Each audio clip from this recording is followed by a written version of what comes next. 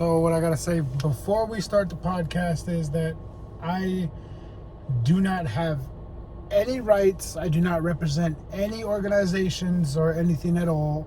I represent myself, and I'm not an advocate for anybody or anything. You know what I mean? I am not here to incriminate anybody. I'm only asking people for the recovery story. And the person that I invited on today is Lacy Hatfield. And I give my total respect to Lacy Hatfield. She's always, had an open heart for people in the same situation she was in. So I'm very grateful to have her on the show with me.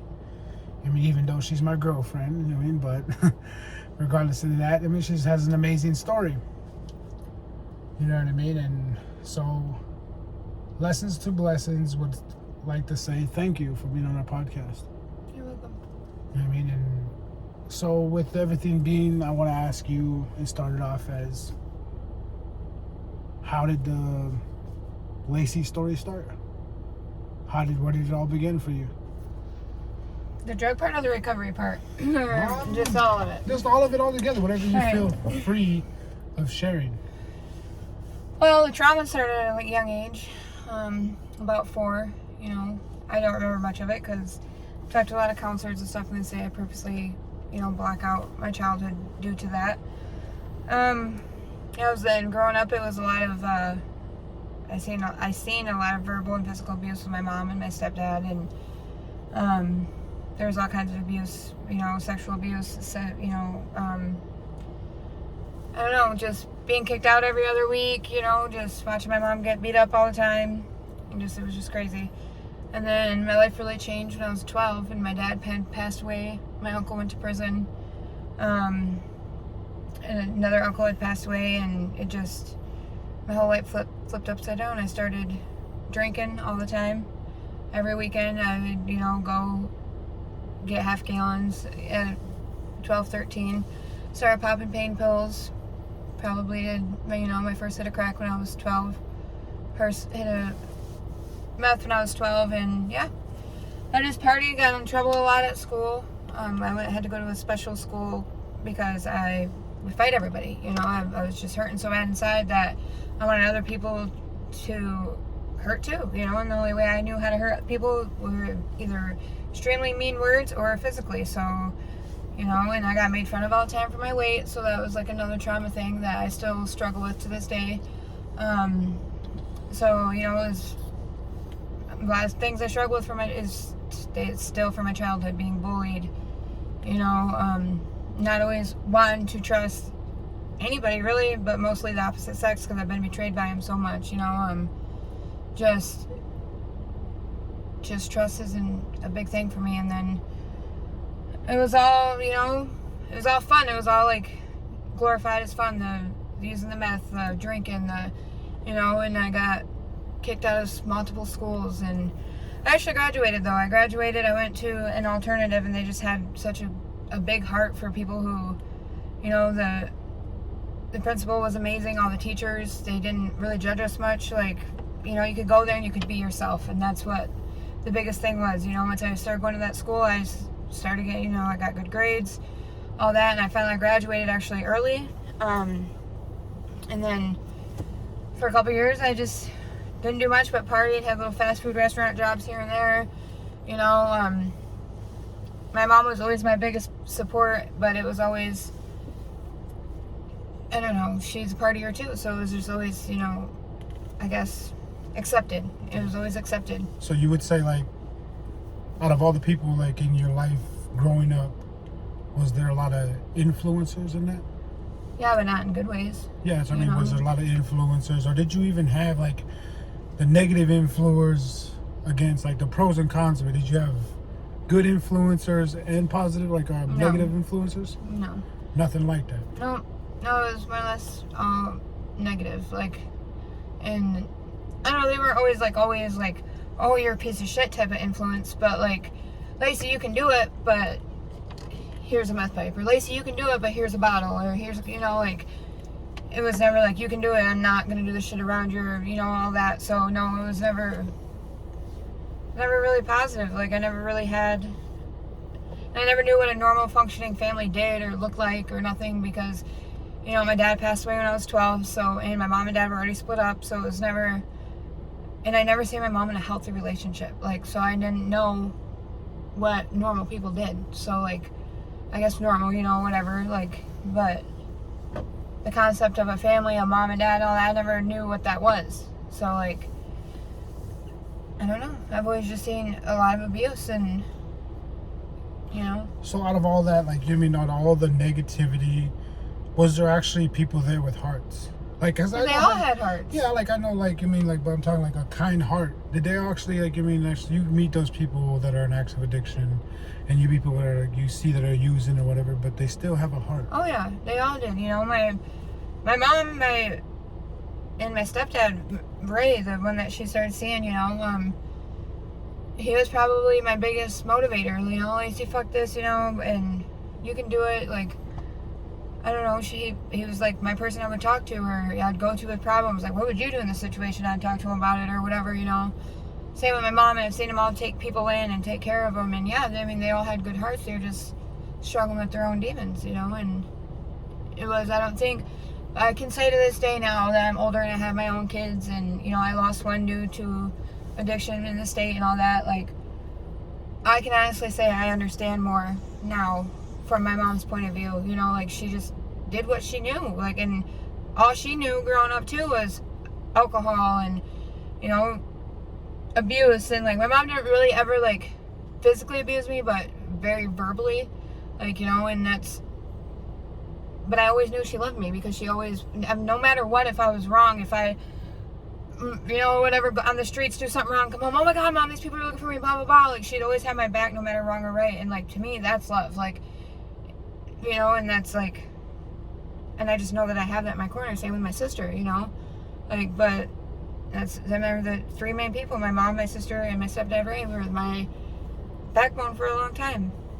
You know, and when I lost my daughter to the state, I was very suicidal, you know. Many times I locked myself in a room trying to get as much dope as I can and to kill myself. And then I'd lock the door just so that nobody could come find me, passed out, and help. Or, you know, I didn't want that. I did not want that, you know. And I can't really say, I don't remember the day that it changed. I don't remember the day.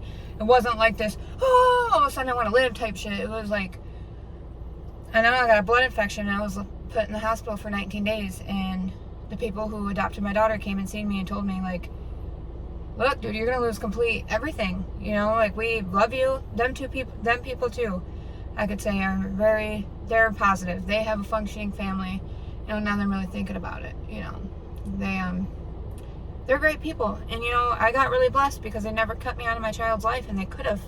There's no such thing as open adoption, not in Michigan anyway. Like, once it is what it is. It's up to the adopted parents, you know. And she took me to my court dates. She took me to my visits. She's like, Lacy, we've never wanted to keep her. Like, we thought when we met you and we seen your guys' bond, we thought for sure you're going to get her back. And I just couldn't stop using. And, you know, a lot of people say if you don't love your kid, blah, blah, blah, that had nothing to do with love for my child. It had everything to do with the love I had for myself. I didn't have none. I hated the junkie I'd become. I hated, you know, that. I hated it all. I hated myself. I couldn't look in the mirror and be happy. So the next happiness was drugs to me, and I lost everything over it. So how would you say, like, the next signs of it, like, in your recovery, when was, like, the first signs you knew you had a problem? When did you know you had a problem? Like, literally, seriously.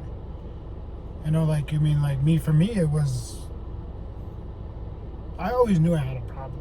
Yeah, me too. Like, yeah, it was just never did anything about it. Didn't care. I didn't care. Yeah. I don't know. I always knew I had a problem, you know, growing up and stuff. Like, it is what it is. Like, it was a problem with them, but it wasn't a problem out. You know what I mean? Like, I wasn't losing nothing. I didn't have nothing to lose. And then when I lost custody of my daughter, when everybody was warning me, hey, you're going to lose custody of your kid, dude. Like, slow your fucking roll. Like, you know, like, they're going to start knocking on your door and like this and that. I had every excuse. Well, I don't do it around her. Or, you know, she's with my mom but my mom's an addict. So, you know, she's not with me when I'm running the streets. So she's not with me I'm being a mom. I guess when I to answer your question, it was when the judge looked at me and said, "You're not a bad mom. You're just in a bad addiction and you're surrounding yourself with bad people." That's when I was like, oh shit, dude, you're right. Yeah, I'm not a bad person. And it was the judge who seen me, who charged me during my juvenile, who locked me up for the safety of myself. You know, he locked me up because I was suicidal as a juvenile too. You know, and he was the one who looked at me and said, "Hey, dude, like, you're not a bad person. I've seen the life you've lived and you can get it together, but you're just stuck in a really bad addiction." And that's when I was like, I went to my first rehab. I got 8 months under my belt. Messed that up. As soon, you know, and it always comes back to as soon as I came back to Plainwell. You know, and I can't blame it on nobody else. It's my decision, but like people, places, and things is a real thing, you know, and it really is. Because, you know, you always want to see your homies after you get out, and, you know, but they don't care for you like that. Like, they don't care. Like, homies, they're homies, you know, for a reason, I guess. So, speaking of homies, you know what I mean, or friends, or buddies, or whatever, do you still have those connections? Like, I mean, do you still have those conversations with actually people that are still out there in active addiction, and still, do you actually give a lending hand? Would you actually help them out? I have. So explain that to me. Well, I don't know if I should name names or what. No. This whole thing is never about naming names. No, it's just about like how you can explain to yourself and saying like, well, I help this person out and they know who they are. That's really basically it. Really, it's never about naming names. We don't name drop here unless it's really, you know what I mean. If it's you're willing to do that, that's up to you. You know what I mean? We never do that. I don't do that. I still have that prison mentality of I don't really like to name drop. I really don't. But then there's some people in my life that are actually fucking damn. I can't go out without naming them because that's how fucking good they are. These guys I named, they're fucking damn just sharp as a fucking arrow. These guys can get shit done. You know what I mean? How would you say, they are fucking mentors to me to this day. I mean, those guys I name drop all the damn time because I'm not name dropping them on something bad they did. I mean, that's one thing about it. I mean, I'm not name dropping on them for doing something bad. Now I'm name dropping on them because they're doing something good. That's another case of other things about it is that I don't like talking about bad people in a bad way. I'd rather talk about somebody in a good way instead of trying to talk them down. Oh man, this person's wearing that or this person's doing this. Who the fuck am I to judge that person? You know what I mean? So it's up to you the way you want to explain it. There's no judgment here, nothing like that. You know what I mean? There's different ways of people, how they do things. So it's up to you who you want to tell me who you helped out. You know what I mean? How'd you help them out and how to help you out? Well, I guess that the main person that I can is my cousin Ryan, you know. We use together, we've done everything together, and like my whole family just despises him, right? Because he's an addict, he won't get his shit together, and that's why, you know, a lot of my family don't mess with me, even though we all are, so like I just don't, but mine was worse, of course, you know, which, I mean, whatever, probably was, but, I don't know, man, like, he calls me crying all the time because he just lost custody of his kids, and I just listen to him, and I always make sure I respond because, you know, I don't ever want him to think that I don't love him, you know, and he's family no matter what, and like he's given me a place to crash, you know, so many times, and you know, he's homeless right now, and I've been there homeless with a kid on my hip, you know, like not knowing where my next hotel is going to be at, none of this, you know, and just making sure my kid's eating, I don't give a damn about me type thing, like, and he's going through the same exact shit right now. So yeah, when he asks me for $20 here and there, or $10 to eat or whatever, I give it to him, and like if I can, you know, like if it's gonna cut me short, then no, I really can't be. But if I have that little extra $20 in the bank or whatever, I'm gonna send it to him because that could be a shower, that could be a place to live, and for the night at least, you know. And like people are like, well, how do you know he's not gonna use it for drugs? I don't know that. He could be, but I can't control that, you know. I did my part, and if he's using it for drugs, whatever. Like, but in all actuality, what's $20 gonna get you, like, nowadays, you know? And that's how I look at it, like. And if he is using it for drugs, then I guess that's his issue, you know? Like, around Christmas time, I put him up in a hotel for a week because I had it extra, you know, like that, and it made me feel better knowing that, yeah, he's got a place to lay his head, you know, take a shower, get some sleep, because that's the worst part, is not knowing where you're going to sleep, or sleeping on the streets, and then you get worn out and all this. And like, even during that using time, you know, I feel like when you don't have a place to go, your mental capacity is just spent, because you're, I don't know. And I was really hoping to get him in there, and I don't know what I was hoping for, but I know that he was safe, and that's what mattered to me. And, you know, I have people that call me from Michigan all the time that, you know, tell me how proud they are and that they wish they could do this. And they're like, and then I always tell them, dude, you can. If I can do it, you can do it. You know, like, we were both strung out at the same, like, doing the same exact thing. He's, you know, doing everything the same. I'm not special.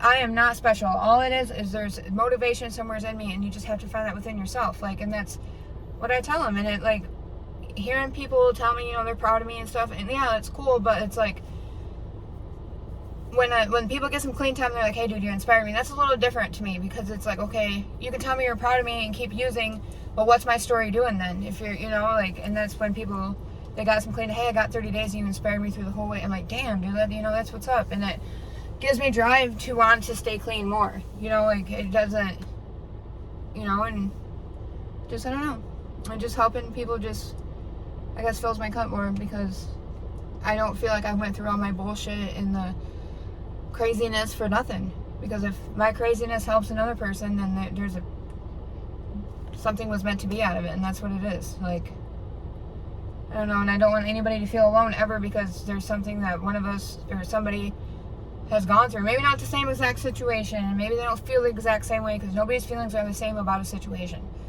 But at least I can be like, dude, I can show them empathy, like, I've been there too, you know. And that's like, that's why I'm so open about being in recovery, like, because if, yeah. So as we say, like, the tools, we get down to the nitty and gritty.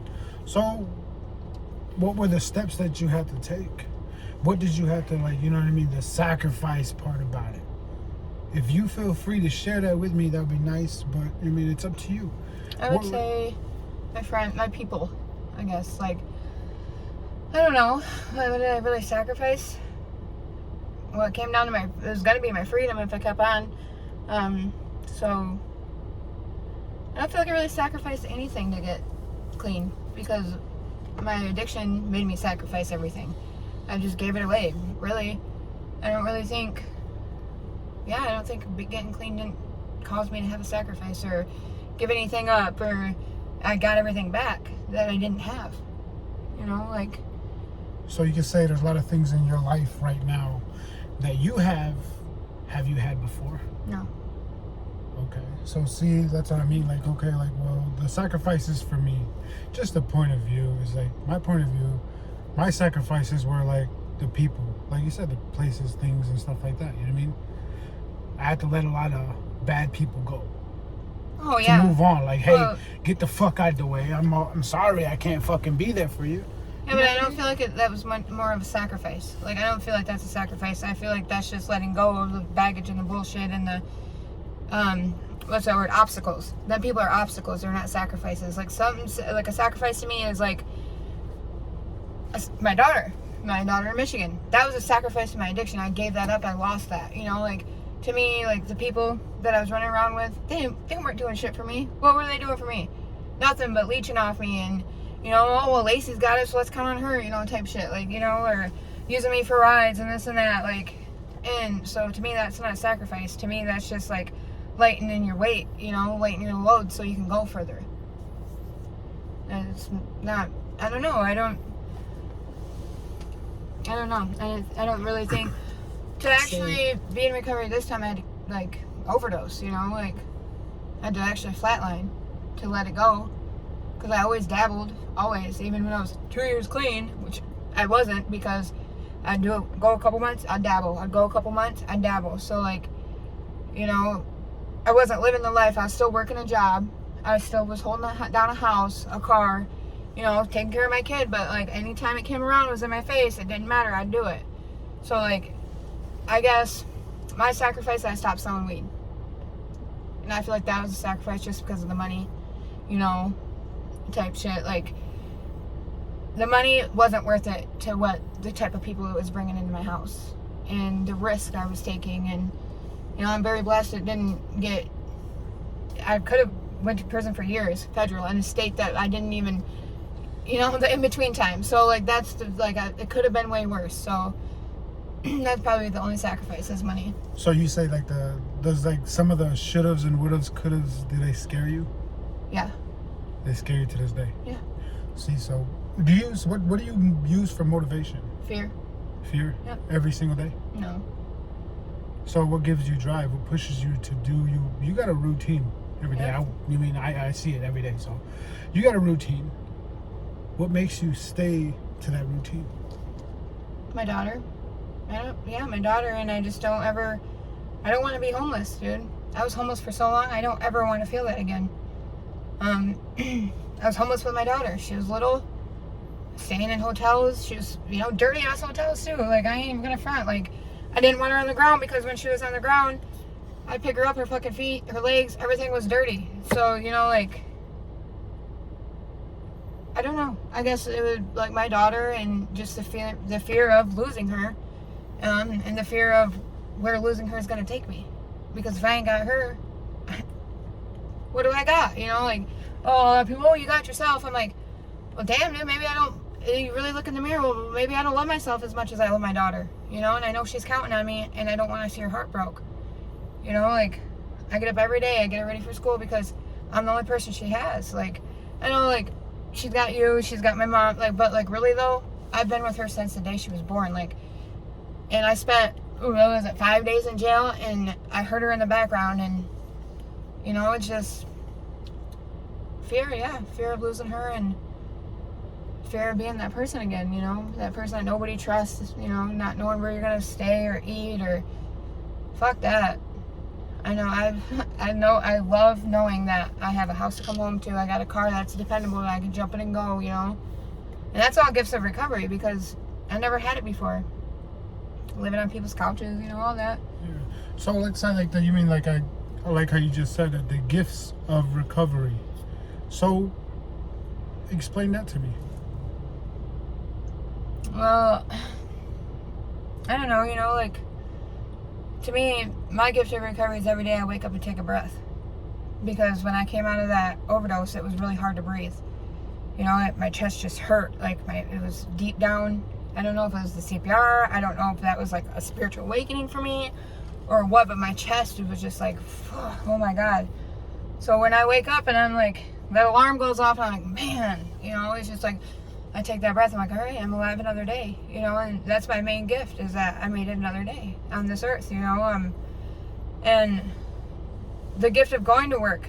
And, some days it's damn, dude, I don't want to be here, I don't want to get up at this fucking before the sun's up to go do all this, but when I come home at the end of the day, I come home to a house that I know that's there, my bills are paid, I have a healthy relationship, but not just, my significant other, with people in the, in the community.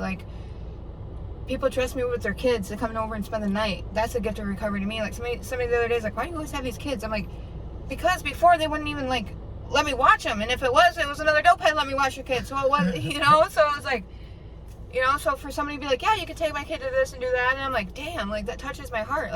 I'm trustworthy now, that's a gift. And somebody literally said, you and your best friend are the only two people I trust my kids to go with and go do things. And I'm damn, that's a big deal to me. Somebody who probably, hasn't been through that and all that, probably don't understand that is a blessing, being trusted like that, There's a lot of gifts, that little ones I can't even just, I don't know, learn, and the feeling part, I don't really think it's a gift, but it kind of sucks sometimes. But it's I know how to process it now. I don't hold on to a lot of things. I still got to work on my anger in certain situations, mostly at work, but that's the whole thing. I don't know. I have a lot of gifts. I have a license, my heart don't sink when I see a cop just because they're going to run the plate and figure out I don't have a license and take my car and take all this stuff. And, people can't take things from me anymore. Yeah. And that's the biggest thing is it's mine. I worked hard for it. You can't take it from me. I earned this, and that's more rewarding than really anything, really. Like, I worked hard for it, so it's fine. So as you would say, like, okay, well, has your job ever had an effect on you? In what ways? Just like, you mean, like my job does every single day. You know what I mean? Like, you mean, just deal with the negative things that go on at work. Yeah. So you mean, like, and this part is like, you mean, like, just how do you deal with it? How do you, when you go through those state of minds of, like, you mean, how would you say, the using thoughts? How do I you don't deal really with it? have using thoughts at work. Okay, what about, like, the anger issues? How do you deal with it? What do you do with it? I just really, I talk to myself, like, sometimes even in my respirator, like, you know, I wear a respirator all day. Sometimes I have to tell myself, like, look, you're doing this for your kid, you need the money. Like, these people ain't paying my bills, there ain't no point.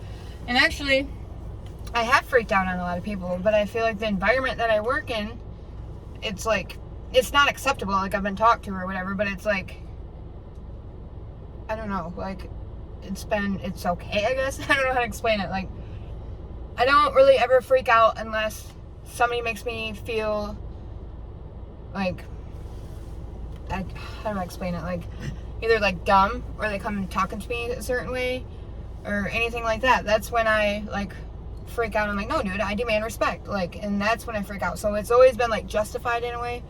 And so I guess I just like, so I pick and I choose. Like, I could easily freak out on somebody for doing something stupid, because that's just how I am. I could easily freak out on somebody, but it's like, I pick and choose my battles, because like, is that really affecting me? That's what's been helping me in the last couple months, is like, is it affecting me? Like, I ask myself, does that got anything to do with you? No, it doesn't. So keep on your way. Like, you know, and I tell myself, I've got to get this bread for my family. Like, I have a family to take care of. Like, they ain't gonna pay my bills, so I just keep my mouth shut. So you don't misuse nothing? Oh yeah, I do. Yeah. So what happens when you go through those? I talk about them. You know, I talk to you about it. I talk to my sponsor a lot about it. So, at advice, if somebody's watching right now, let's say, what would your advice be to them if they didn't have somebody to talk to? Because there was a time and point you didn't have nobody to talk to. I wrote about it. Did you write about it? So explain poetry. I don't know. I used to keep a lot of poetry. I don't do it much anymore because another situation happened, and you know, a fight. This person ripped up all my poetry, so I don't know. Yeah, I'd write about it, and I just found a notebook when I was moving that had stuff in it from when I first moved here, and how lonely I felt, and yeah, I wrote poems about it, and I write poems about how, well, I used to, in those times. Like, I don't know. I feel like I always had somebody to talk to. I don't, you know, like. Even if they was using? Yeah. Yeah, I always had those kind of people in my life too, you know what I mean? Like, there was a lot of people that didn't really fucking listen, but I knew they were doing their own thing, you know what I mean? But I was talking, and I was hoping that I was just letting loose. I didn't really give a fuck, you know what I mean? Like, one of my best friends probably sitting on the fucking floor doing whatever they do, and, you know what I mean? I was talking, you know what I mean? But I know they weren't fucking listening. But it's good to vent sometimes and use that self-talk method to get you calmed down, to get you back on track. Well, what's crazy is there's been a few times on the bus, or, you know, because I have to take city bus. Yeah. I would talk to strangers. Like, it was almost easier because I could talk to this person. I probably would never see them again because I was running around in a big ass city, you know? Yeah. So, like, or like there's this one time somebody picked me up walking down the road. And for real, dude, I just dumped it all on them. Boom! And they're like, oh, okay. You know? Well, here's your stop. You can get out now. Right, there you go. But you know it, we're here. Thank God, you know, type shit. But no, like, this person just had a heart, and like, I just was drawn to them, you know, and like, I don't know. I've actually talked to strangers before, like, but that's just the person I am too, because like, you don't know what that person that picked you up, you know, is going through, or you don't know what that person on the bus is going through, you know, and like, because I've had complete strangers come up to me and talk to me, you know, and that's the thing, like with my work thing. So I'm a mentor at Cut and Trim in my department, and it's really cool because I'm the one that gets to meet everybody new, you know, and like I meet them right off the bat, like before anybody else. I work with them. They side by side through breaks, all this, and like there's been a few people that come in there that like they're broken, man. Like, you know, they're just going through some shit, and I'm just like, well, look, this is what I went through, and look, I've been here a year, you know, I'm doing good. Just keep coming back. Show up to work. All you gotta do is show up. Like, show up, put your best effort in, and sometimes if you can't do even your best effort, just be here, you know, like that's all that matters. Just make that paycheck and things work itself out, but you can't just not show up, like, you know, type stuff. Like, so I feel like not being a mentor, not only in my job, like I'm these people that come in that, you know, because my job hires the felons, hires the people who struggled with shit, you know, and it's just like, I don't know, I feel like I'm in that position for a reason, you know, not only am I badass at my job, but, you know, like, I'm just good with people, like, I like people, you know, so. Well, you seem like a good people person. I mean, like that Yeah. interaction to talk to people all the time. And I see it. I mean, I see it also daily. You know what I mean? Like conversations you can spark up just like that. You know what I mean? And one conversation can go to the next. Oh, yeah. You know what I mean? And you know what I mean? So, what are the blessings out of like what you get from your recovery? As in, like, okay, like your family wise. What do you get out of that? Well, I don't know, you know, that's, Let's say like this, put it like this. Okay, so how have you done things that normally you never do? oh yeah, I spend time with my kid, you know, we do things, like we go to pumpkin patches, we go to splashers, we, you know, go out and play in arcades. Like, who the hell would have played in an arcade when they're all spun out or fucking nodding out? You know, let's go to an arcade. You know, like, no, like, just the littlest things, like having s'mores and letting the kids run around. Like, I am more kid-oriented now than I've ever been. And, you know, some people are like, I can't deal with that, blah, blah, blah. Like, yeah, sometimes it's overwhelming, and sometimes I want to knock all their heads together, but I don't, and they're so innocent and lovable, and they're just crazy, and it just keeps me on my toes, and like it's never really boring at my house. So it's only like times of, like, I don't know, I don't ever get bored, and we're always doing the most. Like, it comes down to that sometimes. I mean, like I'm new to the whole parenting and the whole family thing. I mean, so it's new for me. You know what I mean? So what advice would you give to somebody that actually, you know what I mean, that's a loner? That looks at you as like, damn, that's inspiration right there. speak up. You know what I mean? And that's like, but they don't know how. And you just have to do it. I don't know, you know, I don't know. There's no other way. You just have to, or, you know, your life depends on speaking up. Like, you know, yeah, I don't know. If you feel alone, then you have to reach out. You have to build a better community, like, because nobody can do this by themselves. There's been times I've, like, just last was a year and a half ago almost now, I got raided, and like, since I've been here in North Dakota, I always sold weed, and I always was smoking, and I was always just drinking here and there, you know, and stuff. And like, after I did that, and I was looking at time, you know, and I got my house arrest bracelet on, and fuck yeah, bro, I felt lonely, like, but I picked up the phone, like, hey, can you come sit with me? Like, I had to, because I was like, I don't cut this motherfucker off and go do something, like, you know, but I was, why, you're gonna get 24 months if you do that, you know, like, it was just like, yeah, I don't know, I just picked up the phone. You have to get out of your comfort shell, and even if you think that them people don't want to have time with you, or they don't have time for you, or if they don't pick up the first time, most of them are going to return your call. I keep my phone on silent, I don't know why, but I always return a call, you know.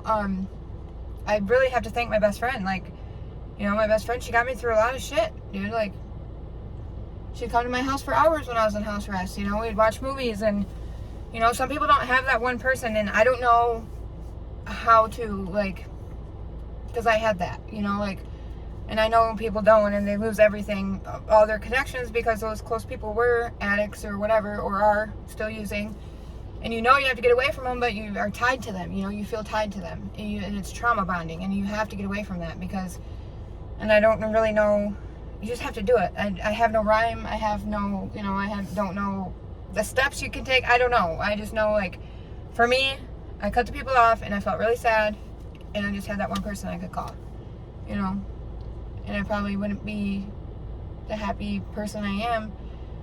You wouldn't be celebrating your birthday on Pizza Ranch at the arcade today. Okay. You know what I mean? I would say happy birthday to you too. You know Thanks, what I mean? babe. Even though I was the first one to do it, but I mean, it is what it is, though. So, over everything, where do you see yourself at? Like, where do you want to be? Where do you want the Lacy Marie Hatfield, the story of you? Where do you see yourself at? And how long? How long are we talking? No, we ain't talking no numbers. Just seeing Okay. yourself, the picture in your head. Where do you see yourself at? It's really weird that you say that, because, like, I vision my funeral a lot, right? Yeah. And, like, I never see myself in a casket. I heard that's, like, good that I don't see myself in a casket. But I see pictures of myself, and I just see pictures of me laughing, and, like, I just see myself being happy, really. Like, I'm not a very materialistic person. Never really have been. But I just see myself being comfortable. I want to be comfortable. I don't want to worry about bills or if my car's going to break down or this or that, and right now there's like little worries, but it's nothing crazy, like I hear people say I have luxury problems, and yeah, I do. Like, I do have luxury problems now, but I don't know, like a goal of mine is I want to go back to school to work in social work so that I can be a juvenile probation officer or something along those lines, because so when I was a kid, I went to a treatment center, and like Ross, that man was awesome, and he was like, he'd take us out and we'd do our community service with him, and he'd joke and this and that, and like he never made me feel less than, and he made me feel, so that like answers your positive, I guess. Now I'm thinking about it, there was,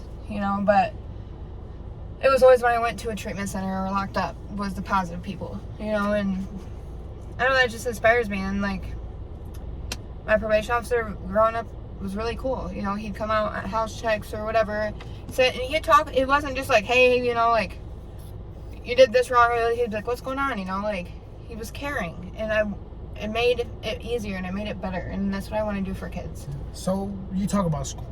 Mm-hmm. Have you took the steps yet? No. What's stopping you? Fear. Fear of what? Failure. Failure? Well, doesn't that saying ever come in your head? You don't know until you find out. Yeah, it does, but like, I guess when I think about it, I don't really like, oh, I'm scared I'm going to fail. It's just like, how can I do all of it at once, like, and it's like, it's more or less just excuses, and I know that, and I know I'm pretty I'm capable of it, but and I'm a horrible procrastinator. Like, I don't ever call on doing this and that until it's like deadline, like, oh, I gotta call today, or I'll take, and that's just things that I have to work on that, like, I'm willing to work on, but I don't know, really, I don't. So you see yourself, right? You see yourself there doing it. What do you try to do? You want to manifest it, as people say, manifest it. I don't know if you believe in that, but I hear a lot of people use it nowadays. I'm gonna manifest this coming. You know what I mean? And some of it does work. Yeah. Some of it does work, but there's a lot when you get down to the nitty gritty, the tests, the reading, all those essays, you know what I mean? Those things, and the time frame is hard nowadays. Like, literally, like, especially with the economy nowadays, it's coming up. A lot of things are coming up. This stupid flag keeps bothering me, but the economy comes up. I mean, so I get you where you say you want to feel afraid. Your fear is failing because of you don't have enough time. Mm-hmm. Where do you see fit? Have you ever sat down and looked at your time frame? No, but I do know I can do it. I would just have to miss out on some sleep. I might take a couple late nights, or and tired days, or this or that, and I guess I'm just not. I don't know. I'm not that motivated to do it. Yeah, but you see yourself there. Yeah, I want to do it. You want to do it. Yeah. Okay. So see, that's what pushes people, just like your recovery. Mm-hmm. You've been through hell. Yeah. This should be nothing. But then again, you know what I mean? You got so many much people in your life support you for you. Yeah. You know what I mean? They're going to push you regardlessly if you fail or not. You just said you had a good best friend that's going to carry you, help you up again. Always. You got other people in your life that are willing to do the same thing. You know what I mean? So don't ever sell yourself short. You know what I mean? So but I guess as a person I always have, really. And I feel like it always stems back to your childhood trauma, right? Yeah, it does. So, like, I always felt dumb because I was in special ed for reading. Like, I don't know, like, and my sister, academically, she blew me away, you know, and it was like, and I always struggled, and I struggled to comprehend when I was reading, and I have to read it 4 or 5 times, and dyslexia to the fullest, like, and when you have dyslexia, it's not just seeing a number different or seeing a number backwards. It's not comprehending a lot of what you read because you're seeing it and so it's like over and over and over. And I guess I just always felt dumb because in kindergarten they wanted to hold me back, you know, and in 3rd grade they wanted to hold me back, like, and I always would just barely make it, you know, and like that's the thing. But like when I was 18 or 19, I went to a technical school for medical assisting and this and that, and I aced it, dude. I did awesome. I did good in my medical terminology, on my clinicals, like all of that. I did good, and then I got pregnant with my first daughter, and everything started falling off. Like my ride fell off, you know. I didn't have anything for myself to get me there, and you know, all that. So I had to take a leave, and then I just never went back because my addiction picked up. Okay. Worse, like. So you say that, right? You say like the dyslexia, stuff like that, trouble reading. Do you have those problems nowadays? I don't know because I haven't done schoolwork. But you text every day, right? Yeah, but that's completely different than reading this whole paragraph and having to break it down into this and that, or, you know, like, no, hell no. I was trying to help, you know, Alicia with her math, and I could not understand it. Like, and I'm like, good luck. Like, good luck. Well, nowadays they got like the basics. I mean, like. No, it's not. It's well, not like, basic. Yeah, but it's not basic, but they got the basics. You know what I mean? They say the basics. Run me back through the basics. I mean, maybe like for me, I'm scared to go back. I mean, I'm scared shitless to go back. But that's why I don't pressure myself to fucking do it. You know what I mean? Like, hey, it's okay. I'm doing okay now. I'm doing great. I'm fucking breathing. Maybe that's what it is. Maybe it's like, I think it's comfortable. I'm comfortable, you know? And a lot of it is, so money-wise, you know, like I make good money, and looking at these people that help people, and you know, like my probation officer's like, damn, you make more than me, like, you know, like, so I'm like, man, like, I guess that, like, I don't want to fail on my car loan, and I don't want to fail with rent, and like, you know, all that. So it's like I'm putting my needs first before my wants, because yeah, I want to go back to school, and I want to do this, and I want to do that. But right now, I need to work at this paying job, how much money it makes because of the economy.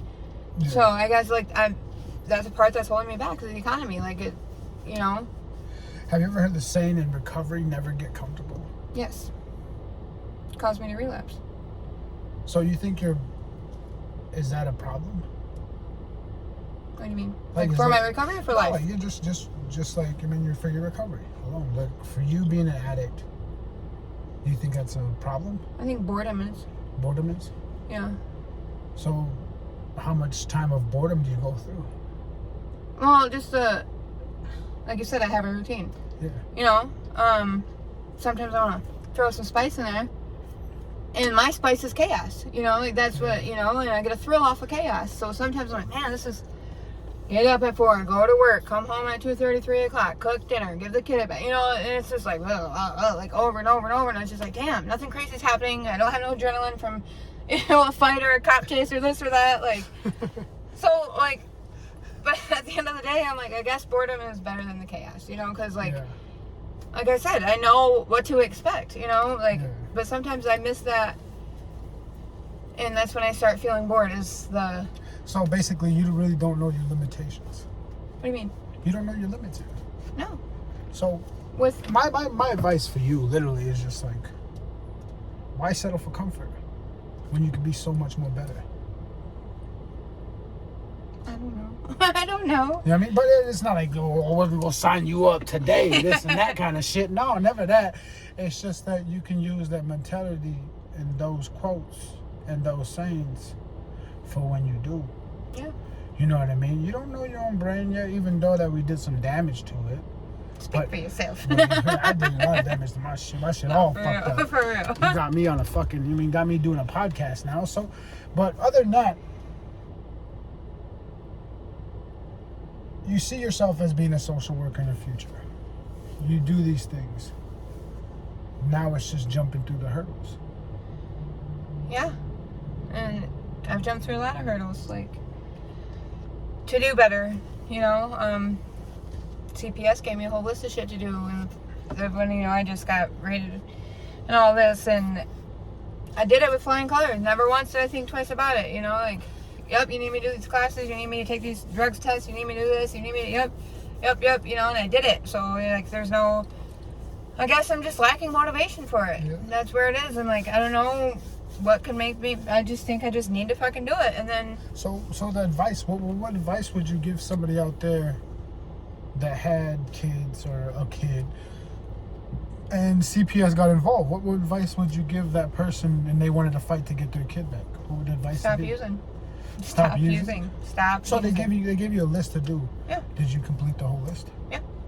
And you won your kid back? Oh, no. Or, she was never gone. Right. Yeah. Yeah, no. So, I can't just say that because I'm kind of eating my own words. Well, I can say that because that's what made me stop. I didn't get my now 11-year-old back because I couldn't stop using. Like, so it was not that I lacked love for her. It wasn't none of that. It was just, I couldn't stop using. Like, I was like, well, why? I don't know, I was sick. I couldn't stop using. I could not fucking ask me why. I don't know. I can't tell you why I couldn't put the fucking needle down. I don't know. Like, there was times I'd be crying that I missed my daughter while I'm shooting up. Like, and I'm getting high. Like, there's no rhyme or reason. I can't tell nobody. But I know that it wasn't the lack of love for my daughter, because the way I still miss her and the way I still cry and a heartbeat that my tears, tears start coming. A song comes on and it breaks my heart, Yeah. But I don't know. I guess just do it. And if you can't stop, tell them that. Like, everybody wants to go against CPS and they're fucked up and they're corrupt. Some are, yeah. Some places are. Sometimes kids shouldn't be ripped right away from their parents. Like, I feel like for women in that situation, I wish that we had places that are like, you go to detox for 3 or 4 days or whatever, you're done with detox, and you go to residential where your kid can come with you.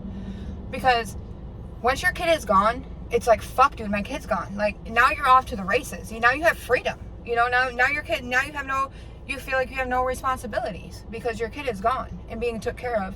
And whatever, now she ain't struggling with me, and now I ain't got to worry about feeding her. Now it's just about me. So it becomes very selfish, and it just becomes easier to use and easier to run the streets because you don't have to find a babysitter. You don't have to worry about getting home to your kid, and you don't have to do this and that, like, you're free. Yeah. And that's, might sound fucked up, but that's the truth of it. Like, yeah. There's facts out there about the situation. I don't like speaking on nobody's situations or anything like that, but the facts of the situation, there's a lot of mothers out there literally that don't give a fucking shit about their kids and run the streets wild. I don't think it's not giving a fuck about their kids. But it's like, I think deep down for somebody, they always care about their kids. Yeah. It's never, I don't give a fuck, so I'm gonna go use. It's, I don't ever, maybe not ever, but there's certain, but like a majority of them mothers care. Yeah. They care. Yeah. Like, but they just don't know how to get out. Or they're scared to, or they don't, fear, It's fear, or I don't ever think it's a lack of caring. Yeah, because I've been around those circles that with guys, and off the rip, they're like, man, that fucking so-and-so just fucking, she's still out there, and her kids are gone. And they have those conversations, and I'm like, damn. Yeah, but look at the men. And I hate repeating it, I hate fucking it. But it's just a topic, Their dad, okay, but like, they might be saying that, and I bet you a handful of them, or whoever the fuck, had kids too. So why is it always the mom looked at like a piece of shit when the dad yeah, the mom lost him. Well, you ain't doing shit to step up to get him back either. Yeah. You know, like, and that was my story. Yeah. We were both addicts. We were not together. You know, he could have stepped up and got clean and got her back too, just like I could have. Yeah. So for people to, you know, it's like, oh, well, you're a mom. Like, okay, and you're a dad. Like, so it's like, I feel like we're held to a higher expectation because we're mothers. Yeah. Which, I mean, is true. You know, like, we have a bond with these babies when they're in our bellies, you know. And that is true. But my addiction, just because I'm a mother, doesn't mean it's less for me than it is for you, just because I'm a mom. You know, like, it's still there. It's strong. It doesn't matter. It's strong. Like, I don't know how to explain it. Like, I have never once not cared about my kids, but there's been times where I couldn't stop using. Yeah. So you just pushed forward, just keep going. But it was same thing for me, because I know guys to this day that fought and got their kids back. Right. And they fought and they ran through the fucking hurdles of fucking MCPS. They ran through that, you know what I mean? And for me to look at him now, like, damn, bro, like, damn, this guy had some fucking grit. This guy had some fucking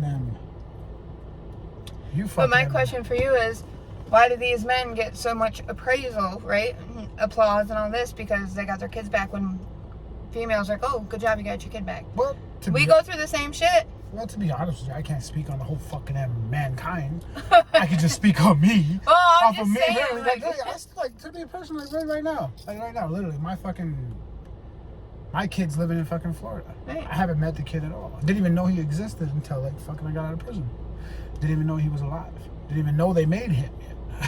You, bro. I didn't even know who the fuck had you. You know, you look exactly like me, motherfucker. But yeah, so it was those situations. Yeah, like for men, I don't fucking know. I mean, I don't know what goes through their head. Like, I mean, I don't know. I can't fucking diagnose the situation. That's not what I'm saying. I'm saying though, like, as a bystander, right?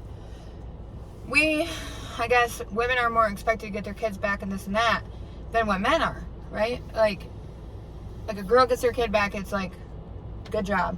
But when you see a man who has their kid, and it's probably because it's like, we're their mother, I guess, like, you know, but it's like, when a man gets her, oh my God, this guy got his fucking kids back, he's got custody of his kids, like, okay, good, you know, like, if you can do it, then fucking do it. Like, you're a dad, like, why are we, that's the thing, is like, we're expected to do so much more because we're mothers, and I mean, I do so much more because I'm a mother, like, you know, like, but it's just for, like, the community and everybody else, like, we both made this baby, so, you know, like, you're responsible too, so we should get the same amount of applause.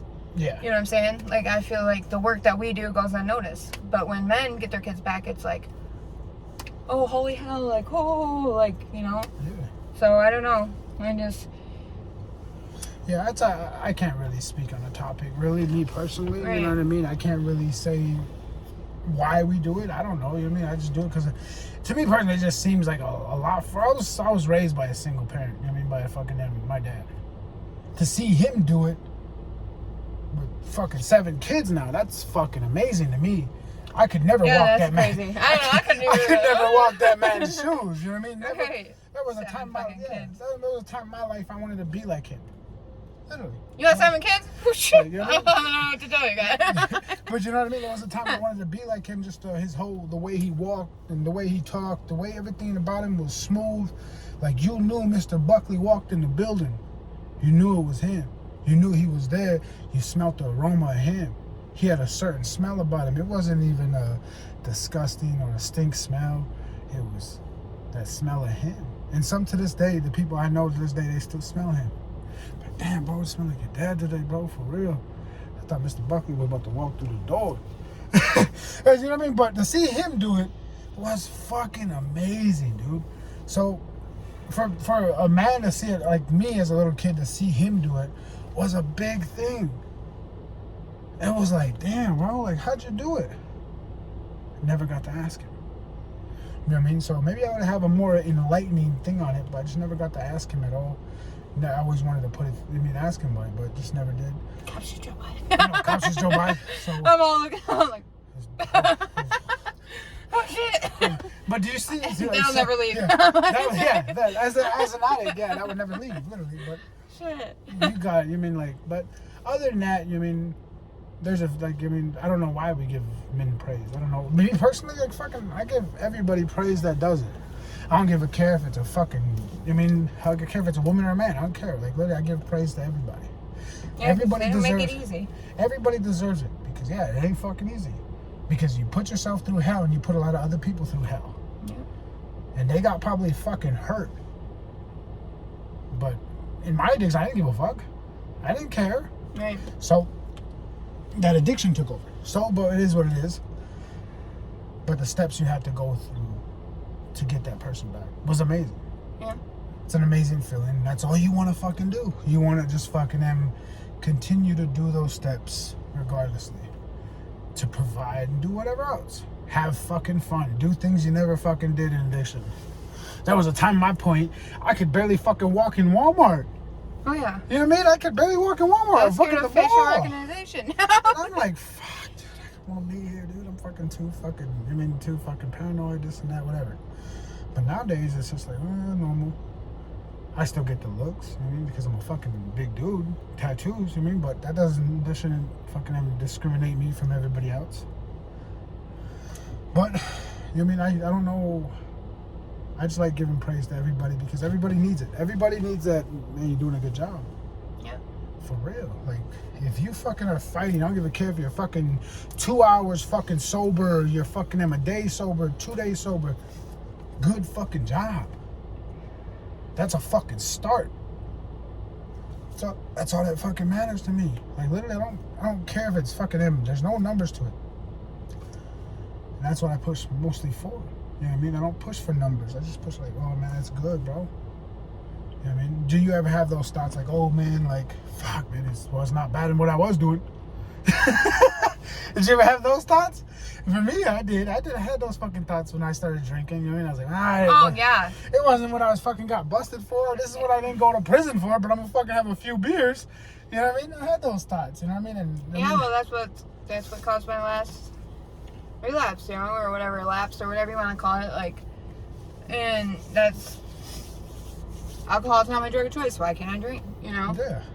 And it ain't I ain't shooting up fucking dope and heroin, so I'm doing better, I'm not gonna lose my shit over drinking, but yeah, I could, because like I could easily. So the biggest thing about this thing is right here is that, you know what I mean, is that your advice to somebody out there that's watching, literally, reach out.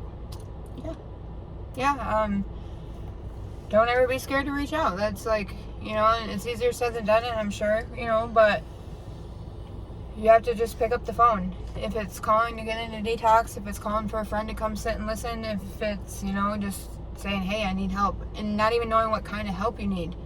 Like sometimes people don't even know what kind of help they need until they reach out and say it.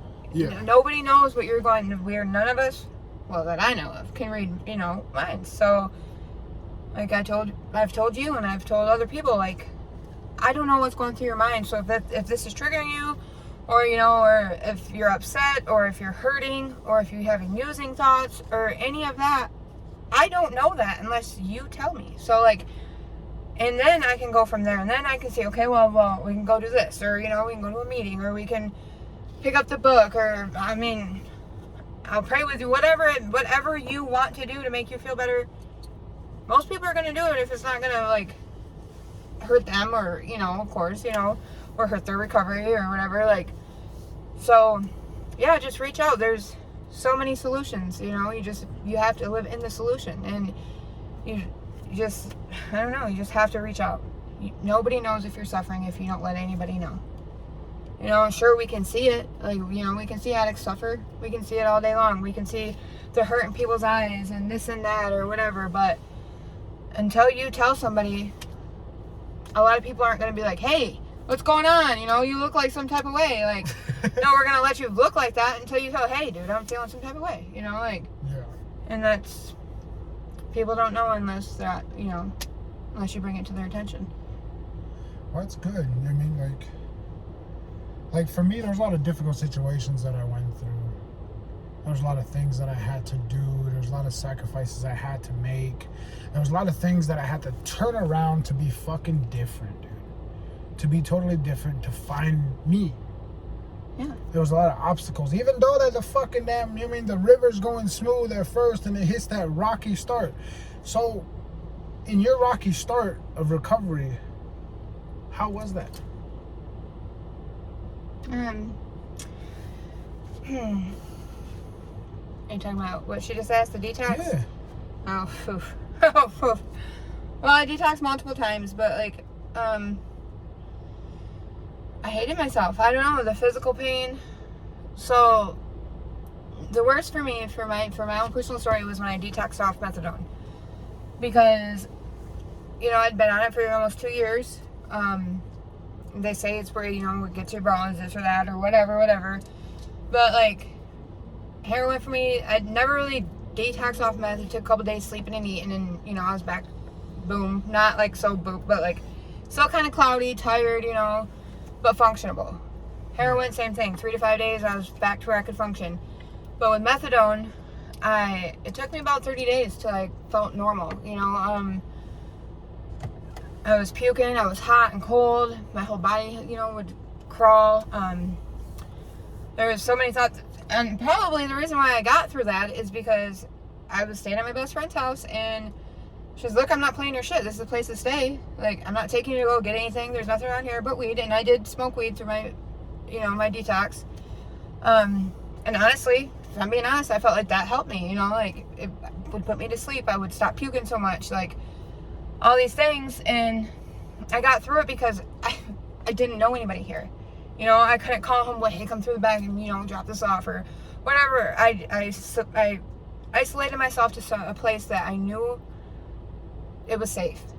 My kid was safe. I could be like, hey, I need some help. I'm going to go lay down. And I'm not, you know, I was safe. That, like, being detoxing, you have to feel safe and welcome and, you know, and like you have a support system.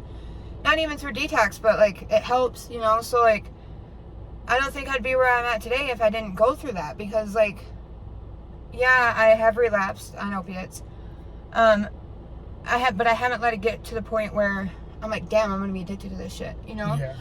And if I wouldn't have relapsed and overdosed, I probably would be, you know, and that's the thing, is, like, I feel like that was my higher power. Like, look, somebody at the gas station brought this up, like, because everybody was talking about it, small town, right? My house was lit up with ambulance, fire trucks, all this, so of course they're asking questions, and I'm a nice person, yeah, I relapsed and overdosed. And I'm pissed off that I overdosed, and somebody was like, well, Lacy, that's probably saved you, because, like, if you would have got away with it that night, nothing crazy would have happened, where would you be at today? Probably copping dope, because I got away with it the first time, you know, like, and that's the thing, is, like, yeah, so just remembering that, like, is what helps me. Like, I don't ever want to feel like that again, you know? I didn't want to be around my kids. Her cry would bug me. Having to get up and change a damn diaper, like, I'm sick, don't you understand? Well, no, she don't understand, she's a fucking kid. Like, having to get up and feed her, or do this or that, give her a bath, like, I was so aggravated with it, and, like, that I had to do it because I felt like shit, my body hurt, I just wanted to lay there and be miserable, but I feel like it helped me in a way because I had to get up out of myself, you know? I had to care for somebody else during that time. So I couldn't lay there and think the worst thoughts, you know, and just being somewhere where I knew I couldn't get anything. You know, I knew it would be impossible. Like, I didn't know nobody. I had food. I had, you know, a place to sleep, the essentials, and that's what got me through my detox. Is I had everything I needed. And that's, like, you have to feel as comfortable as you can. And yeah, that's one thing I love about recovery, is that there would be no recovery without you. right. Recovery wouldn't be nothing, literally. Recovery you'd never met recovery. If it wasn't, I mean, for you would have never known. Maybe one day. Right. But I want to appreciate the advice and your story that you gave for people out there. And spending some time on your birthday, thank you. That's amazing, you know what I mean? To give your story, you know what I mean? And to give people insight of how you did it and how you made it and how you're still making it. You still got big dreams, and I hope you achieve them dreams. You know what I mean? You know what I mean? I just want to say thank you for coming on the podcast and introducing yourself and giving your side. You're welcome. It means a lot to me, you know what I mean? For real. Yeah. It means a lot, you know what I mean? And once again, I'm not here to diagnose or I'm not no therapist. I'm not no treatment specialist. Nothing like that, never will be. I'm just a straight average person, you know what I mean? Just a straight humble man. Better than average, just saying. But, you know what I mean? That I come with, you know what I mean? I just want to say thank you. You're welcome. For coming on, and thanks for everybody who was watching, who tuned in. I hope y'all can subscribe to the YouTube channel. It'll be uploaded here in about an hour. So yeah, it's gonna be on there. So if you didn't catch it on Facebook, it will be on YouTube. So you can subscribe. It's on my page on Facebook. Subscribe to Lessons to Blessings podcast. Once again, Lacy Hatfield, I want to thank you for coming on the podcast. You're welcome. Thank you.